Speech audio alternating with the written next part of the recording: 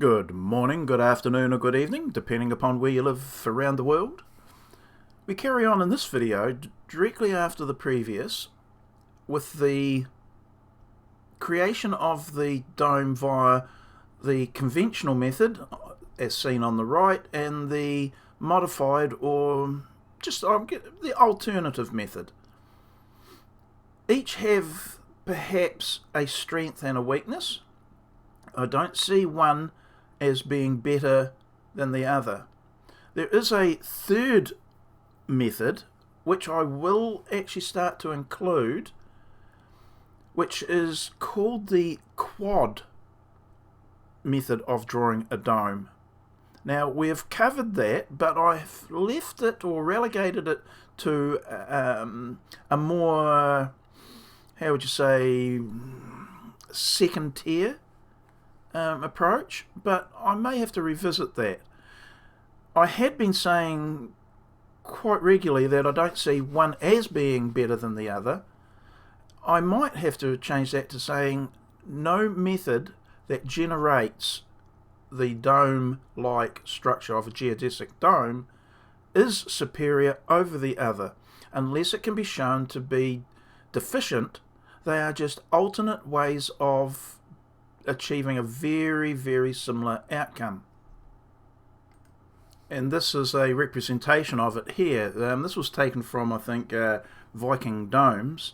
A jolly good site if you want to go to that too, so a bit of a shout out to them. It shows a gridded system. This is one of the models that I'd created previously,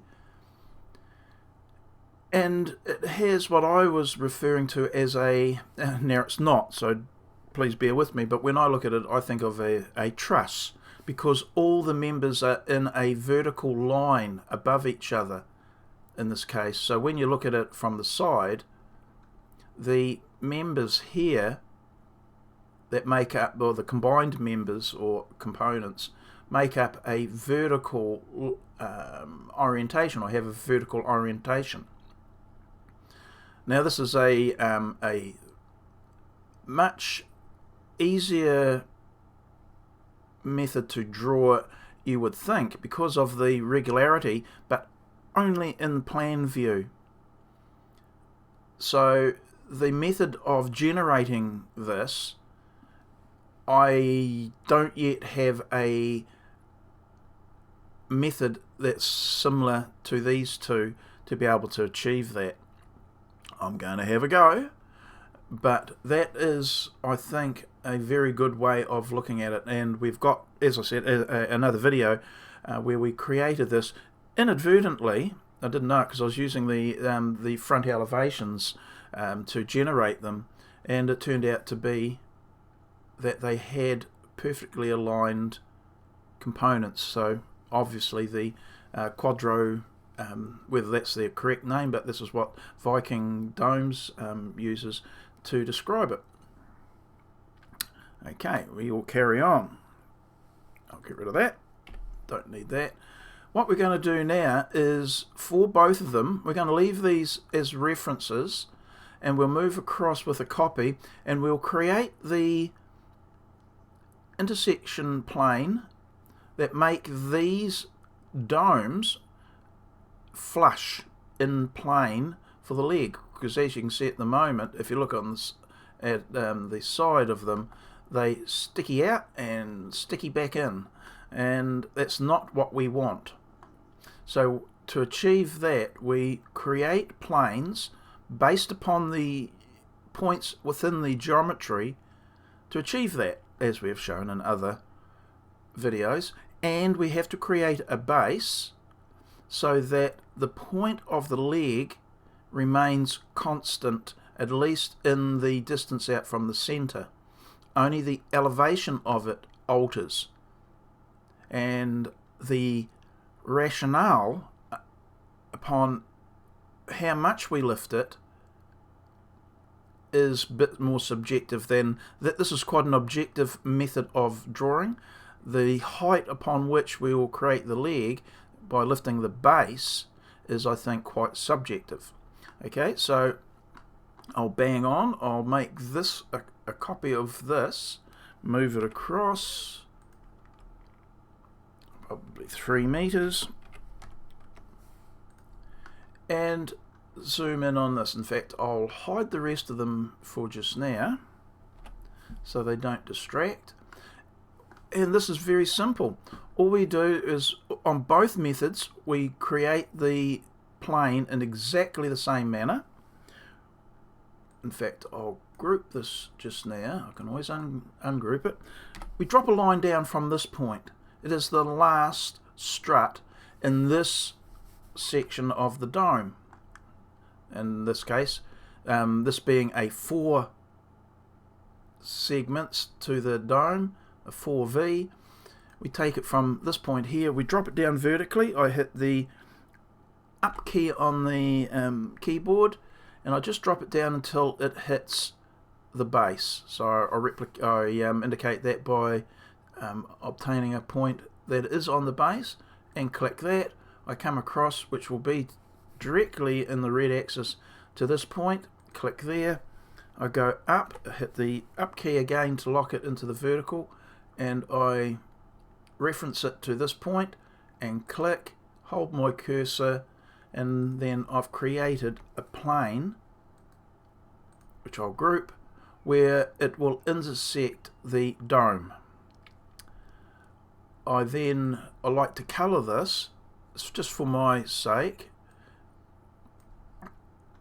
Whatever colour you choose, I want that one, and I make it transparent.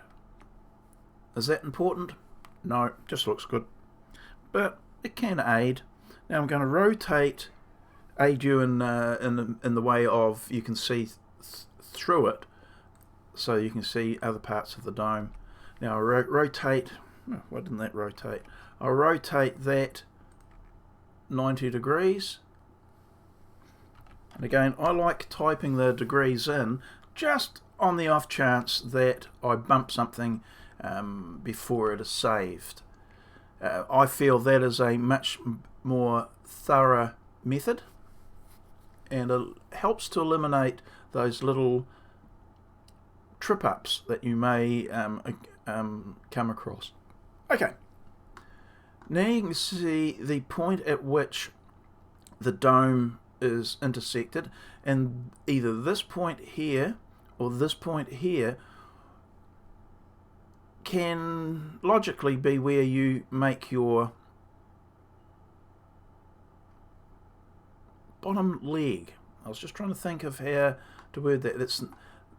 But you can see as we come down, the distance becomes very, very much shortened, and we want to retain the longer length, but what it does is it squishes the proportions of the surfaces. Now this triangle, I'll just hide this triangle is disproportionately large to the other triangles, so shrinking that back is less of an issue. So we're going to do that now.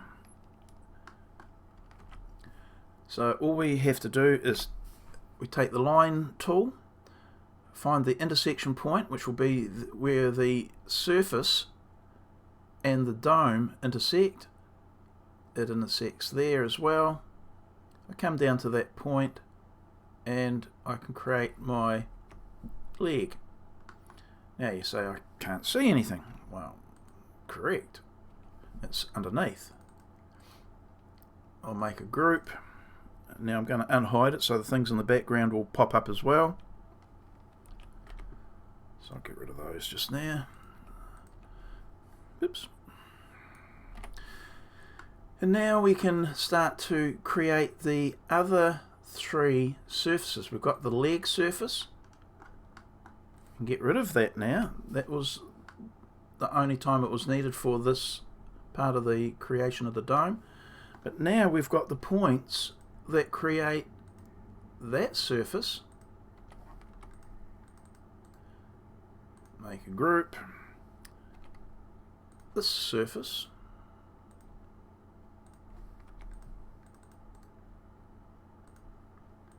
And and this one over here.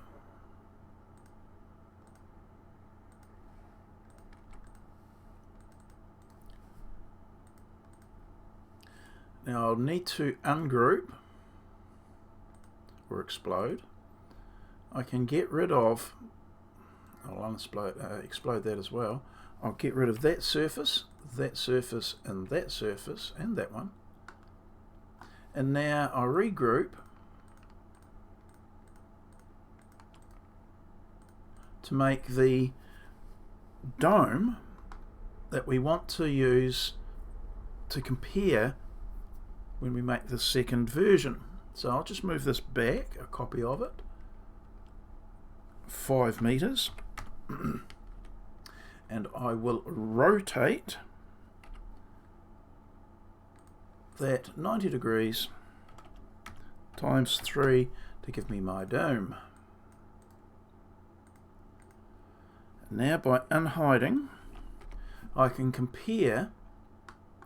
These two are the conventionally drawn domes or method, and this is the iteration, the more dome-ish version, and this is the truncated and flush in plane version. So we'll just go to plan view, take the perspective off, and now we can see that there's quite a difference, obviously, look to the two domes. The center, the wee squish pyramid, and then the star part will be identical. It's only when you come out to the side here you can see that these lumpy bits have been trimmed and we get the dome look that we are wanting. The conventional method has this straight and then curved then straight look, whereas this one, while it has that similar look at the moment, when it gets trimmed it will have more of the curving arc. It's curving because this strut becomes so much shorter, it swings this strut or this line around, creating that arc, which is the more common version seen in many of the photos.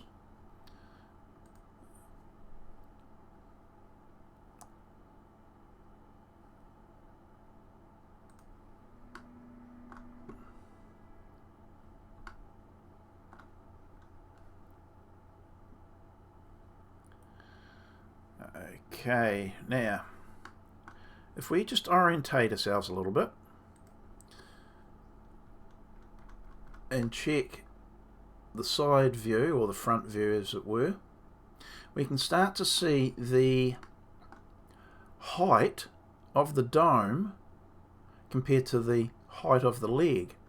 And so this is what I refer to as being quite leggy, whereas previously it had quite a squat leg. But because we've lifted the point of the intersection, it has drawn the height of the leg up quite a significant amount. Now this one, the alternate method, has the more pleasing leg length, but you can see how the squat version has gained a lot of leg length, and this one, what's going to happen to that? Well, that's what we're going to find out next, because making decisions, and that's what I was doing, based upon the dome structure rather than the model where we want the flush sides, you can go down a rabbit hole, or a blind alley more likely said, because you're making those judgments pre-truncation of these surfaces. So now what we can do is I can draw a copy of this across, say, 9 meters, and to short circuit this I can actually grab this, because it's be identical. We could create it or we just move it. To prove that it's identical, I'll move it across and I'll just type in 3 meters, and it lines up exactly the same, because as I said, the base upon which these are created, the very most basic shape, the actual four-sided arc is identical for both. It's where we then decide to generate the lines or the line arrays, the porcupine from, makes it different. Now I'm going to do the same process. I'm going to pause it, but I'll do the same process and I'll trim back, and we have to make the decision of which one of these lines we're going to use. Now I'm going to use the upper one. It'll give us a wider strut across here, but it makes the dome much more leggy. And then I'll create one using this lower version, and we'll compare that version to the one in the background, which was created like this, just to see what the proportions are like. So I'll pause now and I'll come back and we'll see what it looks like. Back again, and that literally took maybe 1 minute to do. So now we can group these together.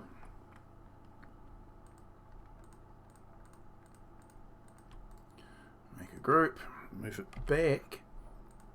Now I'll make a copy, move it back 5 meters, and that's the beauty of having set distances. Logically it would have been better to space these at 5 as we have spaced these back at 5. Just makes it easier, but if you recall the distances, just put it this way, make it even number increments so that if you have to move them across, you can just check what they are and you can make the moves in increments. So each one of these is 3 meters. That's why I was able to move that across 9 into a more exacting position. Okay, rotate this round 90 degrees times 3, group them together, and now we can start to look at the comparative sizing of the surfaces. That's what I'm wanting to do. Here we've got a disproportionate size between the surface of the pyramid and the hexagon. Quite a big difference here, but really the 6 surfaces are quite proportionate, or relatively proportionate. Here we've got the pyramid triangle quite proportionate to the next one down, but these ones are, you could say, proportionate side to side, because they're just effectively a mirror image, but they're becoming quite different, and they look more elongated than this version. Now, just as a comparison, from that point to that point is 711. From this point to this point, 630. So there's 70 millimeters. So that's a good chunk of size. These are all 1 meter by 1 meter, remember, on the half axis or the radius.